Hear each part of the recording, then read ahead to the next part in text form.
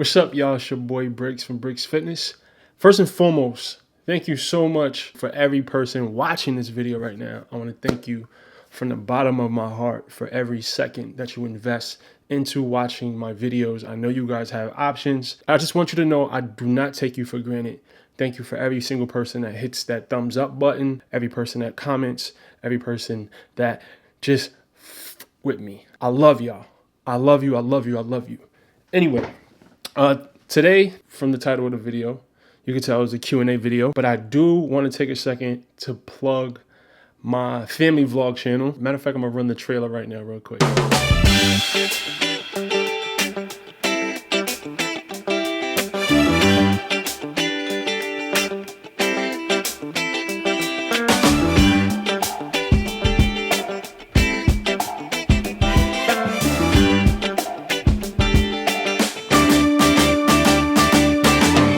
The content on that channel has been so fun.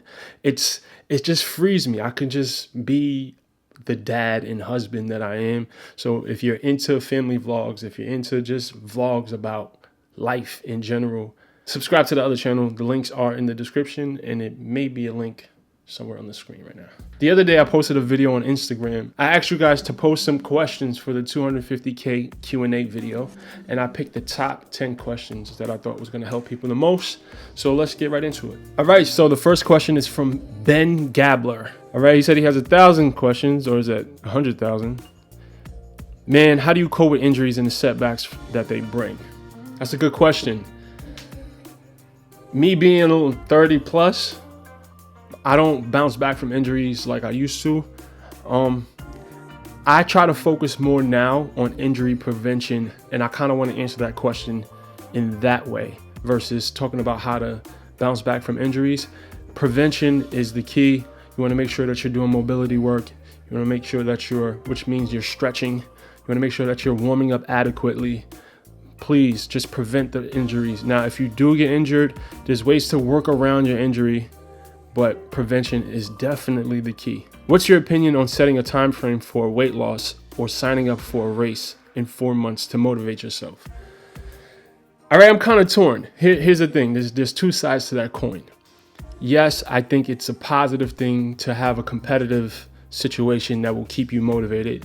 It will help jumpstart it, but just know that sort of motivation never lasts long term. At some point, you have to convert the energy that's fueling you into something more intrinsic, something that's worth more than just the money you'll win or the quick 15 pounds you'll lose. So I do think it's a good idea just to kind of get the ball rolling, but like I said, understand that you're gonna have to switch to another fuel eventually.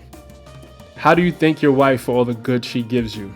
I thank her with loyalty. I thank her with gifts. I thank her with giving her my entire life. I don't think she wants anything more from me than that. The next question is from Southern Belle 145. What are your thoughts on the keto diet? Do you think it's healthy long term? I've made a full video on this, but I will touch on it again. I'm not a fan of any low carb diets. It's not my thing. I've done them in the past.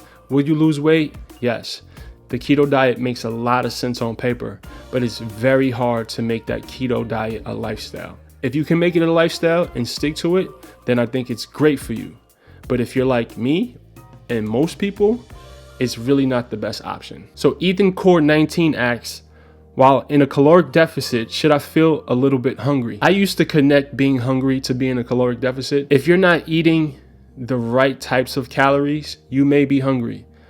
If it's in the beginning and you're used to eating, let's say, 4,000 calories a day and then you cut back to 2,500 calories, you may think you're hungry. But let me tell you something that taught me the true definition of being hungry. Try doing a 48-hour fast. You go 4 hours without food, you think you're hungry, but try an extended period of time. It'll show you the difference between truly being hungry and just wanting to eat.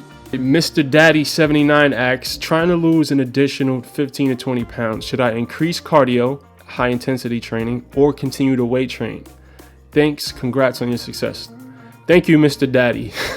That was a little sus. I am a fan of increasing the workload instead of decreasing the calories.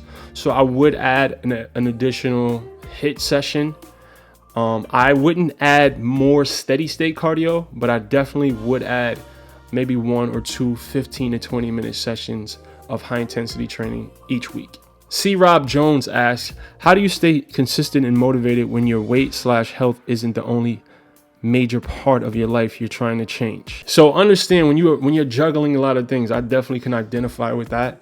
At times, you're going to be giving a lot of energy to one particular area, and that energy has to come from somewhere. So at times, I'm not as focused in the gym. I still go, but I don't exert as much energy in the gym when let's say I'm building a program, or I'm writing a book, or I'm doing a lot of content. So with that being said, you just have to learn how to manage, and you have to understand, like I said, the energy has to come from somewhere, and it'll be a natural cycle where you'll take turns giving the most energy to one particular area.